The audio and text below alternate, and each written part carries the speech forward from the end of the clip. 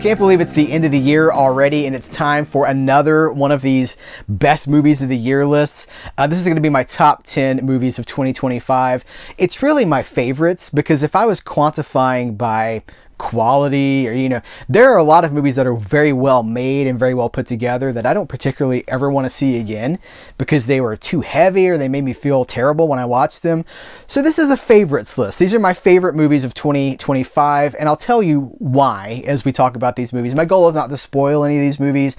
It's probably trailer level spoilers for this, and if you haven't seen them and you're curious about them, I mean, again, the goal is not to spoil them.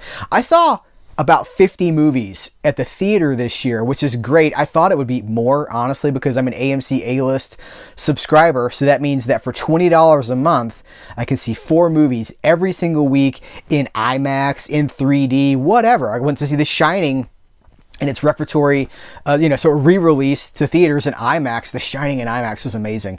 But it's like, you still have to find time to go see these things, right? And so 50 trips to the theater this year, less than I had hoped it would be. I hope that in 2026, I can get that up to maybe 100, maybe more than that. We will see. But so in putting this list together, I was surprised at some of the things that made it and surprised at some of the things that didn't make it. Now, I wanted to put a comic book movie on here because I'm a huge comic book fan, huge comic book nerd. And we're living in both the best of times and the worst of times because there's comic book movies in the theater all the time now. We got Superman on the big screen this year. Again, we got, I saw Thunderbolts, which, I've reviewed a lot of this stuff. So this is the purpose of this is not to review these movies. One comic book movie this year really stood out to me and resonated with me, and it's one that if you were only listening to what the internet has to say, you'd be like, that's probably going to be a theme here. It's like the internet's complaining about this thing, but a lot of people seem to like it. I loved the Fantastic Four movie. That's coming in at number 10 for me, bottom of the list, but it belongs on this list because it's the comic book movie that I will be revisiting more than any of the other movies this year. And it's because it is so rooted in world building and established. It's like the aesthetic of this world, this like retro futurist thing. It's what we thought the future was going to look like in the 1960s with like the rocket ships and the curved lines and everything. I'm in love with the visual style of this movie. I'm also in love with how in love this movie is with Jack Kirby and Stan Lee in the original Fantastic Four comic books. Yes, it's not necessarily a straight translation of what Lee and Kirby were doing on the page in the 1960s, but a lot of it is actually there. I just loved it. The Galactus, when the Fantastic Four movie in the 2000s came out, Rise of the Silver Surfer, where they bring in the Silver Surfer and Galactus and all that, and Galactus was a cloud. As a comic book fan, I was just like, this makes me so sad that they don't even try for Galactus. And now all these years later, I really think the Fantastic Four movie was Marvel proper making up for past sins. And I've heard a lot of complaints about about the movie. I don't necessarily agree with them. Some of the things that people are hung up on wasn't a problem for me. A lot of people are saying it was boring. I was riveted. I was white knuckle in some of those like space scenes and the Galactus. It really worked for me. Got the popcorn bucket. There's a popcorn unboxing video for members on this channel. That's number 10. By the way, people are acting like it was this big financial failure. It's reviewed well, and it is the most financially successful Marvel movie of the entire year. And it's notable to me, yes, it made more money than Thunderbolts, more money than Captain America, Brave New World. Is that the name of it? Yeah.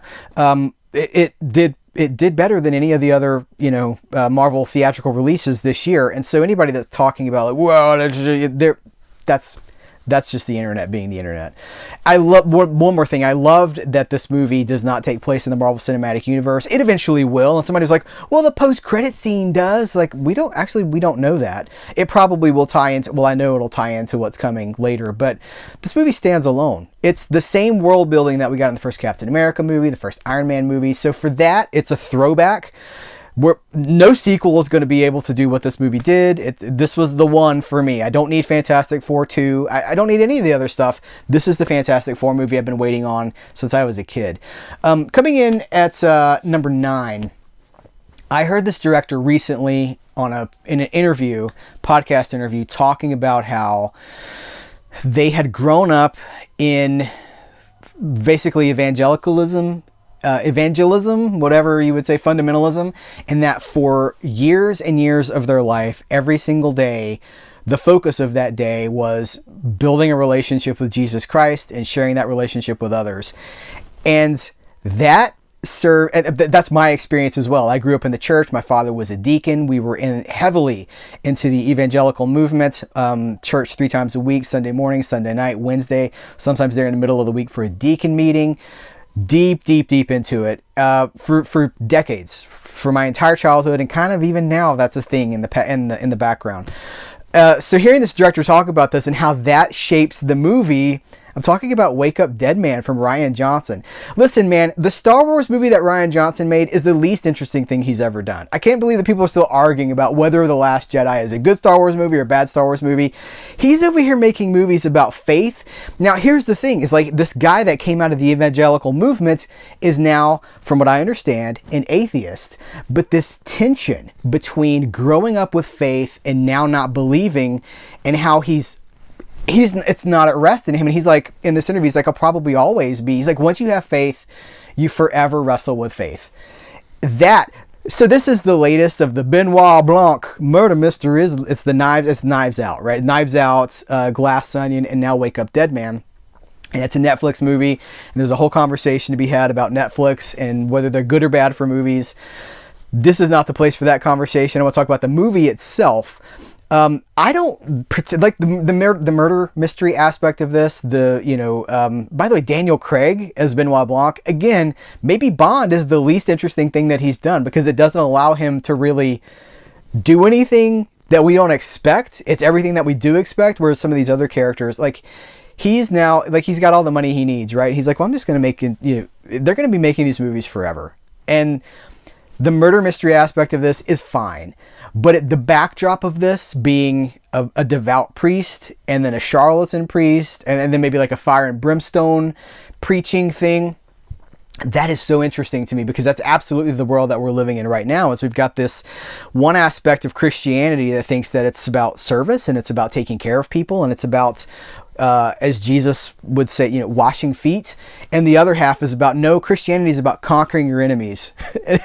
Hearing the lamentations of their women as they're driven before you. And I'm quoting Conan, if you got that reference. Cram, I've never prayed to you before. I have no tongue for it. Anyway, this is the backdrop of this Wake Up Dead Man movie that I so connected with it because I was like, this is way more than I was expecting. That's actually what the movie's about, is a man struggling with wanting to have faith, seeing the benefits of faith, but ultimately not having it. That's interesting. Number 8 is a movie that, again, I wanted to put a children's movie, like a family-friendly movie on here because the rest of my list, I think all of the rest of my list may be rated R. With the exception of one movie, everything else is rated R. So I want to put something on here that's sort of family friendly. People complain about Disney not taking chances, and including me. All these sequels, right? Like, well, they have the live action Lilo and Stitch, which made a butt ton of money in the theaters. We got the live action Moana coming out, which just looks like green screen the movie. Toy Story 5 has been announced. People say they want original stuff from Disney or from any other studio. And then when these things come out, when Disney does these things or any other studio, they don't support it. And so I bought a ticket for this little movie that was not very well advertised called Elio. And I was like, it's just something to do, right? And it was in 3D. And I was like, well, I'll go see it. Because again, I'm seeing, AMC A-list. I got no risk other than time. So I was like, yeah, sure. Why not? Why not? So Elio is essentially about a little boy who is so, like, he just doesn't feel like he belongs here in the human race. And he's like, aliens, please take me away. He's sending these messages into space and he gets abducted by aliens. And when he gets abducted, it's not like, uh-oh. He goes like, finally, yes. And so again, I'm getting very personal with this. These lists have to be personal, right? Because if somebody's giving you a list and they're talking about box office, or they're talking about, I like this movie because it resonated well with the Rotten Tomatoes crowd. Like, what if that's why they like something? Turn those channels off because they're just making money off of clicks. I so related to the idea of being a stranger in this world and like not being able to form relationships because people are just like, well, your tastes are so strange or whatever. So he has this adventure. But what I loved about Elio is that it's so rooted in, like Fantastic Four, which is rooted in 1960s retrofuturism. Elio is rooted in 1980s retrofuturism. And so it's got like this synthesizer score. At one point in time, they actually use music from a ride, from an Epcot ride. There's like Spaceship Earth Easter eggs. I mean, if you love old school Disney, if you grew up with like Flight of the Navigator and stuff like that, this is like the direct spiritual successor of that thing. And I just loved it. And like, stay through the credits. If you watch this movie, stay through the credits, because even the score is beautiful. And it has this, like, the way it starts out, like it builds, synthesizer notes build, and then if you stay through the score, it's that in reverse, and it's like, it's big, and then it settles, and then it settles, and it's just like one little thing. And then it's not a spoiler, but at the end of the credits, they basically turn the light out on you. It was amazing. Saw it multiple times in the theater because I loved it so much. So if you love that 80s thing, and there's been a lot of talk about this movie, like behind the scenes production wise, it was going to be done by the guy, the filmmaker behind Coco, the person that was responsible for Coco, and there were going to be all these themes in it, and that's not the movie that we got. And I've gotten when I talked about Elio in this movie, people were like, how dare you, this movie is so like, what, there's this audience that is rejecting Elio because of the movie that it was conceived to be and not the movie that it actually is. Do we judge Star Wars based on George Lucas's, like, the Journal of the Wills, right? You're like, no, you talk about the movie that you have in front of you, not the movie that you wanted. That's bad criticism. One of and I'm sorry, like, this is an opportunity maybe to address how the internet is just full of bad criticism. It's not the movie I wanted, so I'm going to be hateful about it because it's not what I wanted. Or even, I mean, this is the worst thing that we see is people are not going to see these movies and then they're parroting opinions that they've seen on TikTok or here on YouTube from people that also, you can tell by the way they're talking, they haven't seen the movie. And sometimes when they engage with me, I will ask questions like, well, what part of the movie made you feel like this? They can't answer the question because they didn't see the movie. We have so many people pretending they have opinions on things that they haven't seen. This movie is actually, from the people who have seen it, they really liked it. I know a lot of people that took their kids to see it and were pleasantly surprised. If you don't want it, hey, Toy Story 5 is coming. Let's just keep beating that dead horse. Not that I don't like Toy Story, but we've done that 4 times already. I think it's time to let it go. All right, the next movie, this is number 7. Every time I watch a movie by this guy, I don't know if I like it or not for a long time. So I saw One Battle After Another when it was new, and I was like, I don't know if I like this movie. It's too long. I was like, well, this should be taken out. It's really self-indulgent. Every Paul Thomas Anderson movie makes me feel this way. Every time he makes a movie, I'm like, why this? Why did you do this? You could have done this, but you did this. And I have to wrestle with it. And then, again, part of grown-up criticism is realizing that the director did do that because that's their tone. That's what they do. And that's actually a good thing. You don't want, when these creators, when we see it all the time, a filmmaker has an idea that then gets filtered through focus groups and executives and watered down and notes get added to it. At least we have directors that are still able to make the movies they want to make exactly how they want to make it, warts and all. That's actually the great thing about cinema in the first place, is that we don't have to agree with all the choices. We don't have to connect with all the choices. We just have to say, like, okay, that's a work of this artist, right? You go look at a painting in a museum, you're like, why, like Van Gogh, right? Van Gogh, whatever. Like, why did he paint that way? Well, he did. That's the point. He did paint that way. So now it's up to us to, like, what do I get out of this? What does this make me feel? The longer I've lived with One Battle After Another, the more that I like it. The more I like Leonardo DiCaprio's unraveling over the course of the movie. Benicio del Toro in the first of 2 movies on this list. I love Benicio del Toro in this movie. And there's things that, like, Sean Penn's character and, like, there's this group that exists in this movie, this, like, supremacist group that is so ridiculous and it's so silly. But, like, of course it's silly. And you got a guy from Saturday Night Live that's part of this group too. So, of course, Paul Thomas Anderson. You know what? I'm not even going to do that whole thing with, like, Paul Thomas Anderson and Maya Rudolph and Saturday Night Live. Like, it's a comedy. And it's weird, and I don't agree with all the choices, but at the end of the day, I'm like, man, he took a swing, and I've never seen another movie quite like that. And it's got this car chase in the movie that is great. It's a great car chase. And we don't get a lot of car chases like that in movies anymore. People don't really know how to shoot that stuff anymore. Great car chase. All right, I've talked enough about one battle after another. The next movie on my list, this is number 6, right? I was surprised that I liked it as much as I did. It's Caught Stealing, which is this really throwback. I gather it's been around for a long time in the conceptual stages. Caught Stealing feels like a 90s movie. It takes place in the 90s, and as someone who grew up, I've talked about this a lot on the channel. The 90s were when I really became a film fan, a cinephile. You're a kid in the 80s, or I was a kid in the 80s, watching, the stuff that was coming out for everybody. The 80s being like this big excessive decade of, all these huge, just, IP explosions. You have all these Spielberg movies that are just like, made to sell toys and stuff. And then the 90s come along, and it is Tarantino that it kind of kicks the door open for a lot of this stuff with the Reservoir Dogs, and then with Pulp Fiction. And all the studios wanted a piece of that pie. So every director that had a crime movie idea got a green light.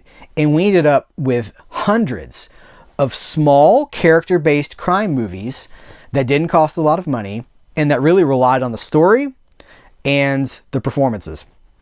And this is where Samuel L. Jackson comes into his own, and this is where so many of these directors sort of come in to their own. And what's sad about that to me is, having lived through that, how many of those directors are now making big, dumb IP movies for major studios. That's what's heartbreaking to me, is like, you could be making this $2 million movie that's very little, if it's not a financial risk, right? But instead you're doing $200 million movies for the man. That bothers me. To have come out of this and now you work for the man, I'm like, why would you do that? So Caught Stealing reminded me, it's not a perfect movie, but I made a video review about it. So if you want, a lot of this stuff, I think pretty much all of this stuff I've talked about before on the channel.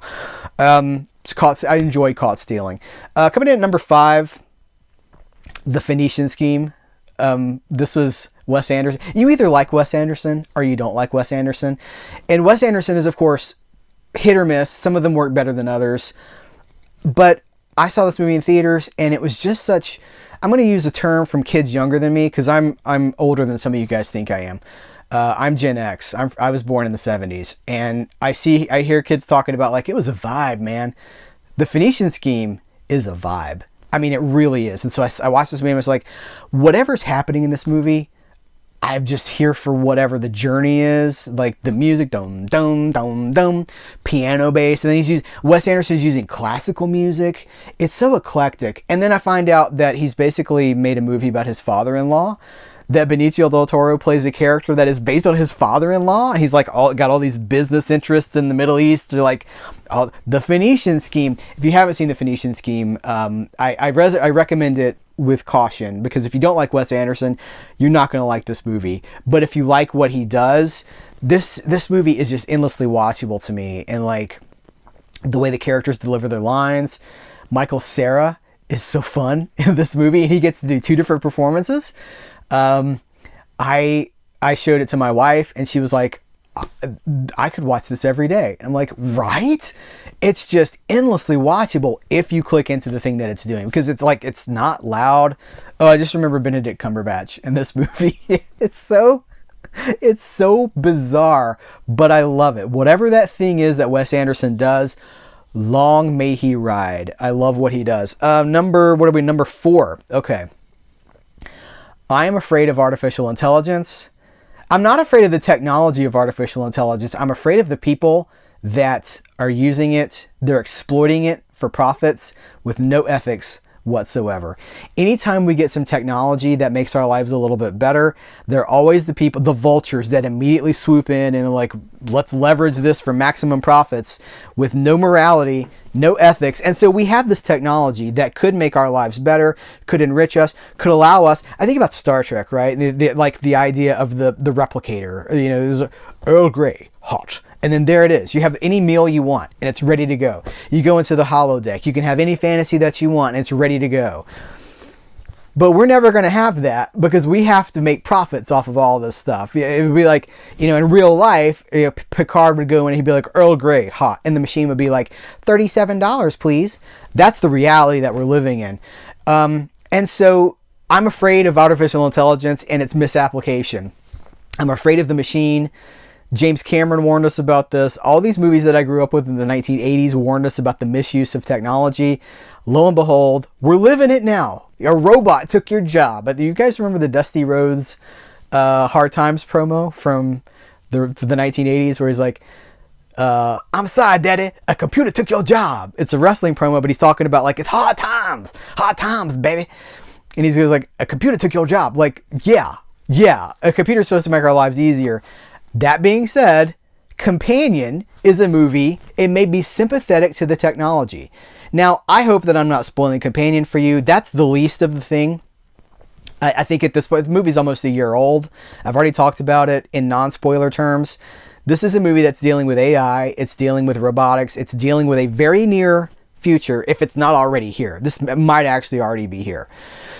And as someone who has, again, doesn't want the machine, this movie was like, well, this machine has feelings, and so I'm like, well, and I'm seeing a lot of this stuff. Okay, sidebar. I'm watching Kamen Rider 01, the Japanese tokusatsu show, Kamen Rider, and it's all about, that particular season is all about like AI, humanoid robots that are achieving some sort of sentience.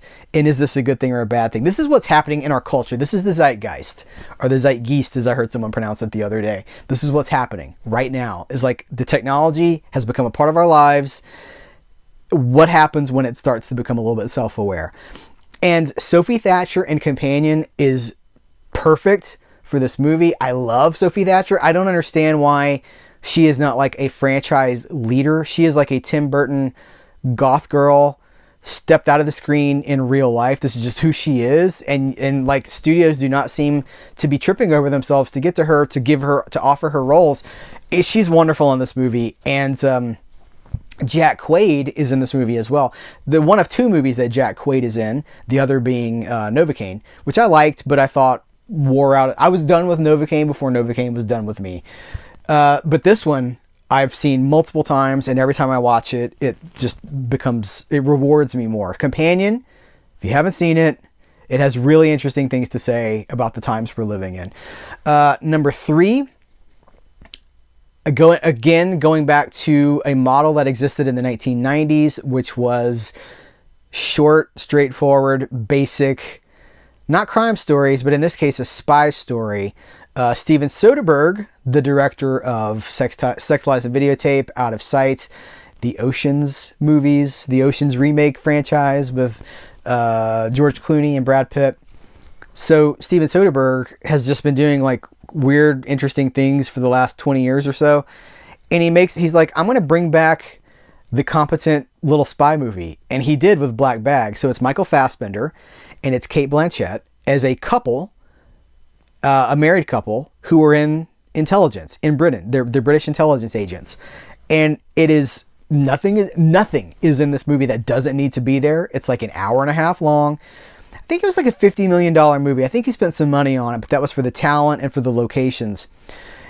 And it is just a smart, pretty short, very competent little spy movie.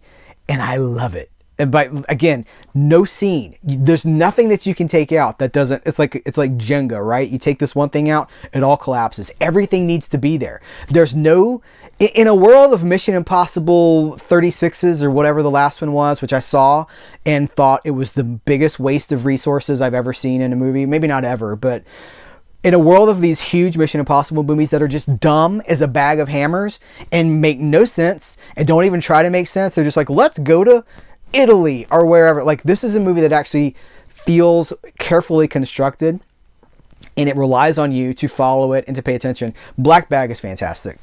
Number 2 is the most controversial movie on my list, I think. I think it is. Because a lot of people that have seen this movie hate this movie. I saw this movie and I was climbing out of my skin because it made me so uncomfortable.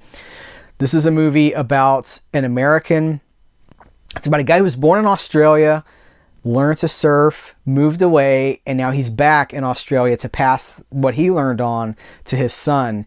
And there are gatekeepers on the beach where he learned to surf. And I'm talking about The Surfer with Nicolas Cage. It's the best Nicolas Cage performance I've seen in a while. It's a grown-up Nicolas Cage performance. He's, some of the stuff he's just doing for money. This is one that really challenged. It's a very challenging role for him. And it made me so uncomfortable sitting in this movie theater, because it's basically this unraveling. Is they're gaslighting the people that there's again there's gatekeepers on the beach, and there's a violence, and there's death, and there's horrible things that continue to unfold. Do you guys remember the movie Breakdown with Kurt Russell? It kind of reminds me of Breakdown in the sense of like it's one guy in way over his head.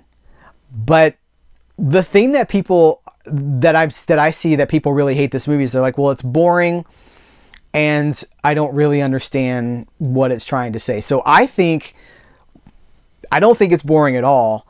I think when you watch this movie, the key to watching and understanding this movie maybe on a deeper level is how much of what you're seeing is actually happening. This is a movie that rewards a deeper view. In fact, every movie rewards a deeper view, but I think as a society, we're losing how to do that. One battle after another rewards a deeper view. People that are like, well, these characters, I've seen criticism about One Battle After Another where people are like, these characters are terrible. They do terrible things. Like, not every movie advocates what its characters are doing. Sometimes the movie judges what its characters are doing. Sometimes the movie doesn't like its characters. And sometimes a movie is not telling you a straight story. And you have to interpret if what you're seeing. Unreliable narrator. Is Nicolas Cage in The Surfer an unreliable narrator? And he's not even narrating the movie, but you know what I mean? Like, can you trust what we're seeing? This movie stands up to at least 3 different interpretations, and I love having these conversations. I watched it, had one takeaway from it. Saw it in the movie theater when it was new, the weekend it opened. It opened against, I don't even remember, some big blockbuster, and I went to see this instead because I try to do that all the time.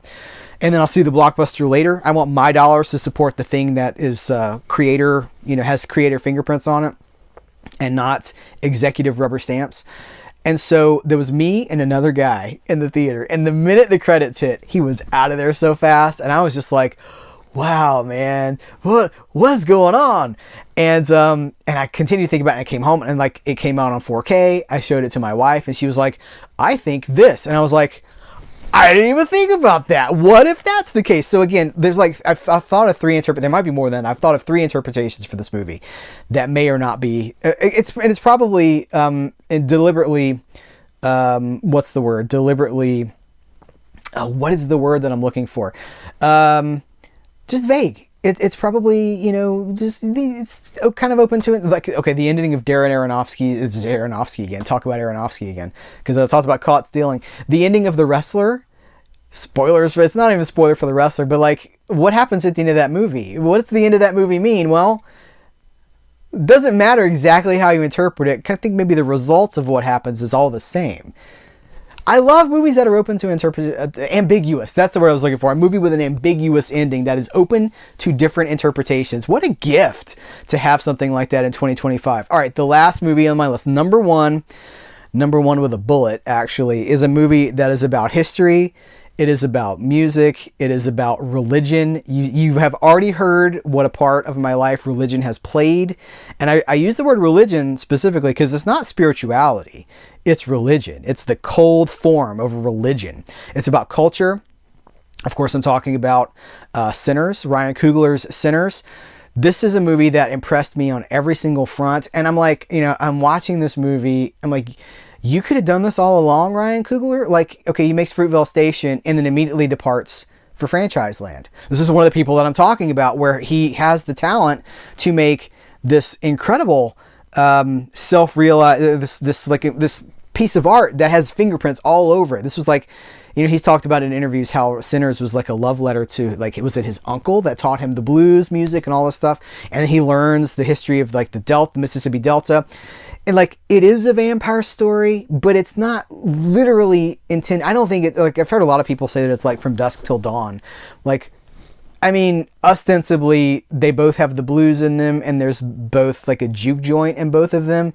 But From Dusk Till Dawn is just a little B movie with crazy vampire shenanigans, and Sinners is like a meditation on culture and how cultures steal from other cultures. It is using the vampire as a a metaphor as to how everything feeds everything else. And I just thought it was masterfully done. I'm someone who's constantly reading books about music. I talked about this before. I had recently read a book about, when I saw Sinners, I'd read a book about basically the occult in music and how, you know, the Robert Johnson Crossroads myth, and like Clapton continues that, and Keith Richards and all these guys are worshiping Robert Johnson. But there's this line, right? This very thin line between the mythology of rock and roll and the blues, and the mythology of the occult and voodoo and African religions. And let's get real with that stuff, how African religions influenced Pentecostalism and the Azusa Street Revival in the early 1900s, and how that influences the modern church now. Let's draw a straight line from that to this, because it is a straight line. And like how drum circles will, like, you work yourself up into an ecstatic state just walking in a circle around this drum. And how I had read this thing about how are you ever driving, especially in winter when the sun is kind of low, and the sun through the trees as you drive creates a strobe, and it can kind of mess with your head. There are people that flash these lights intentionally to put themselves in a trance-like state. All of this is in Sinners. It's not necessarily mentioned, but it's all there. All this like ecstatic states, trance-like state, music, the borrowing of culture, the borrowing of music, how one thing feeds another thing.